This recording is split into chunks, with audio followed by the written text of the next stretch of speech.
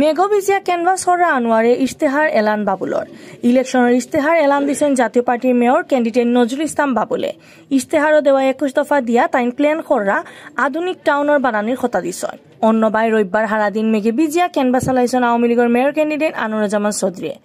রবিবার বিয়ালে টাউনের কুমারপাড়া নিজর মেইন ইলেকশন অফিসের সংবাদ সম্মেলন করিয়া ইলেকশনের ইশতেহার এলান দিছেন নজরুল ইসলাম বাবুলে। ইশতেহারও তাইন কইছ একটা প্ল্যান করা টাউনের মাফ বাক্কা বড়, খালি রাস্তাঘাটা ড্রেন বানাইলেও প্ল্যান মাফিক টাউন হয়ে যায় না। সিলেট টাউনও এখনো বাক্কা সমস্যা রয়েছে, গাড়ি ঘোড়ার জাম আর পানির সমস্যার সমাধান ছাড়া বহুত কাম করার আছে। 27 ওয়ার্ড থেকে বাড়িয়া 42 ওয়ার্ড হইয়া সিলেটে টাউনের এরিয়া এখন আগে থেকে বাড়ছে। নয়া এলাকা হলো বহুত সমস্যা আছে, যে কারণে টাউনে যে বা যারা বালা করে চিনইন তারা আতও টাউনের উন্নয়নের দায়িত্ব দেওয়া উচিত। বাবুলে তার ইশতেহারও সিলেট টাউনে মানুষের উপকারী খাস কামর দরকারি গাড়ি ঘোড়ার জাম ছাড়া সুন্দর পরিবেশ পানির সমস্যার সমাধান ওটা করার কথা তুলিয়া ধরছেন। সপ্তাহ আগেই মাস্টার প্ল্যান করিয়া উন্নয়ন করার কথা দিছেন তাই।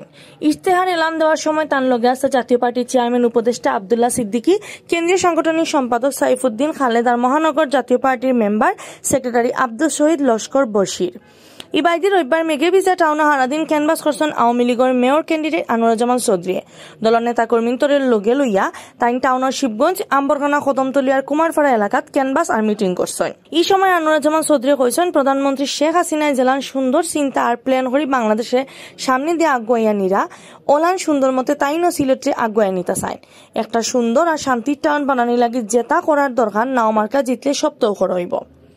আনোয়ারে আরো কইছেন সিলেটর মানুষের খেদমত করার লাগি প্রধানমন্ত্রী তাদের নমিনেশন দিয়া ইনো ফাটাইছেন। নাও মার্কায় বুট দিলে টাউনের উন্নতি হইব, ইনশাল্লাহ মানুষের খেদমত করার মন লইয়াও তাই ছাত্র জীবনে রাজনীতিত আইছেন।